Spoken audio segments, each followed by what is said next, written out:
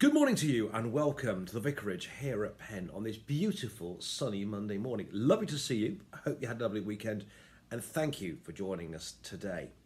I hope you had a lovely weekend. I certainly did. I had a lovely morning yesterday morning. I took the service up St Chad's Hopwas. Lovely church, lovely people, great, and I really enjoyed my morning at Hopwas yesterday. And in the evening we had choral evensong here at St Bart's. Lots of the adults were away, actually, the choir yesterday, and the children, there's about 6-7 of them who are 11 and under, and they sing so well, and they're getting better all the time, so I really enjoyed evensong last night as well. Basically, I had a lovely weekend, and I hope you did as well. But friends, we are working our way through the Gospel of Matthew, and we're now in chapter 19 out of 28, and I'm going to read you the verses 1 to 12. Here goes. When Jesus had finished these things, he left Galilee and went to the region of Judea beyond the Jordan. Large crowds followed him, and he cured them there. Some Pharisees came to him to test him. They asked, "Is it lawful for a man to divorce his wife for any cause?"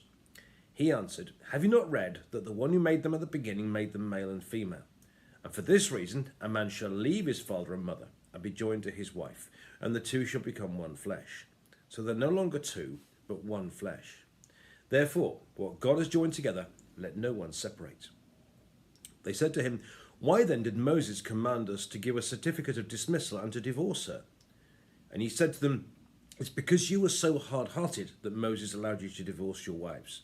But from the beginning it was not so. And I say to you, whoever divorces his wife, except for unchastity, and marries another, commits adultery."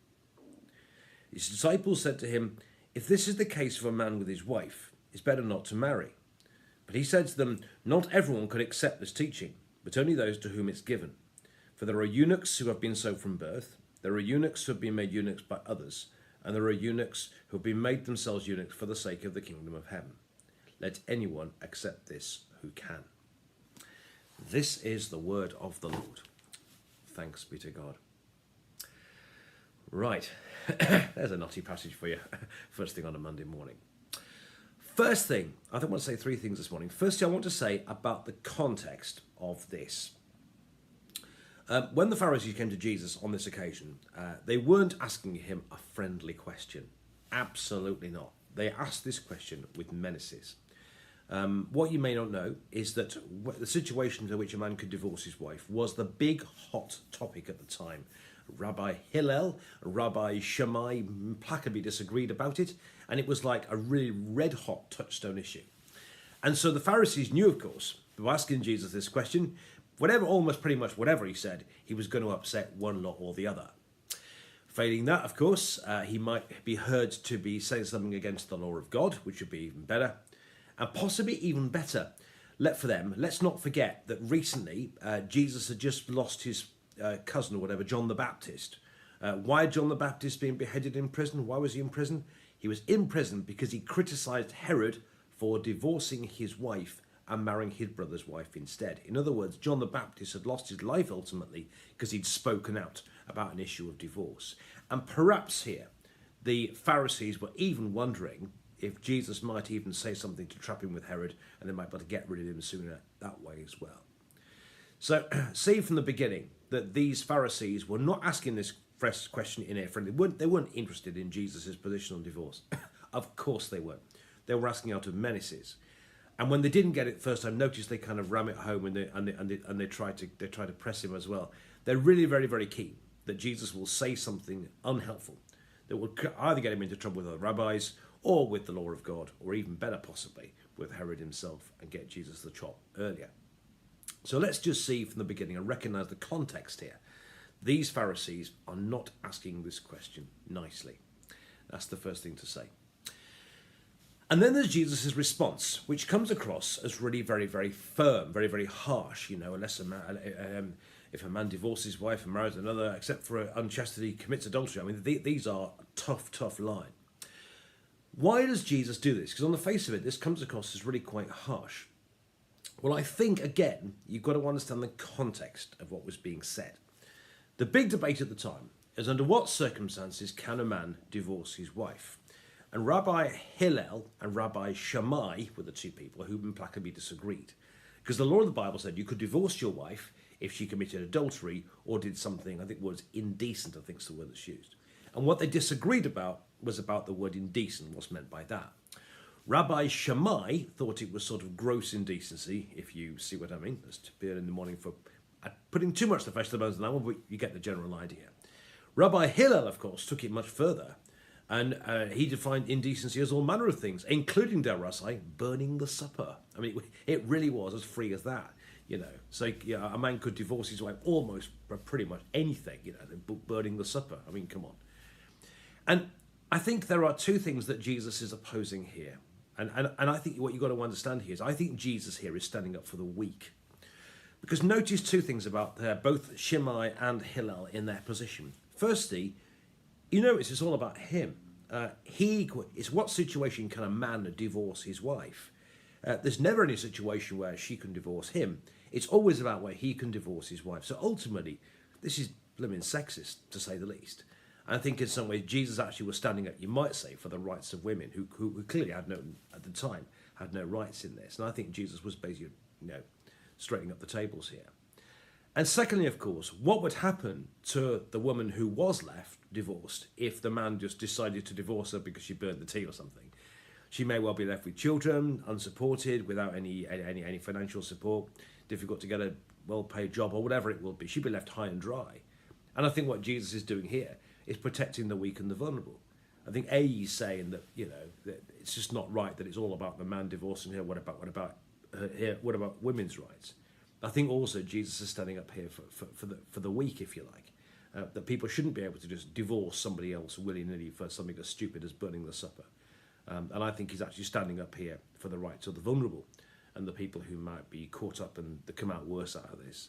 So I think what Jesus' position may come across as harsh, but I think if you dig under the surface a bit, put it in context of what was being suggested at the time, I think what Jesus is actually doing here is standing up for the weak and the vulnerable. I hope that kind of makes sense. The third thing Jesus does, though, is he talks about the origins of the rule of divorce. In the Old Testament, he talks about the law there. Well, when a couple get married, of course, I mean, you know this today, unless they're very cynical, when a couple get married, the intention is to stay together.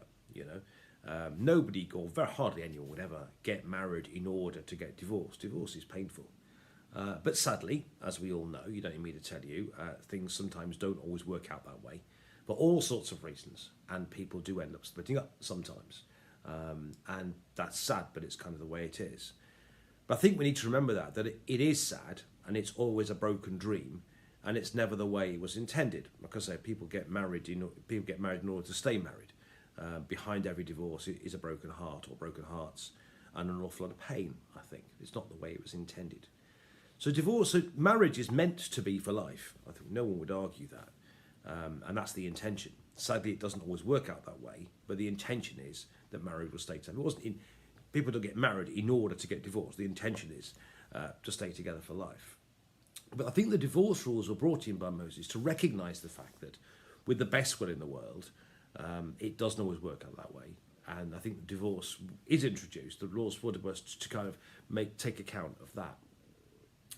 And I think in some ways, this is a fairly good analogy for the state of the world, you might say. God made this wonderful world, and on a morning like this morning, it's easy to see that it's a beautiful world. And, you know, I won't sing like Louis Armstrong, "What a Wonderful World," because I'd rather keep it sunny.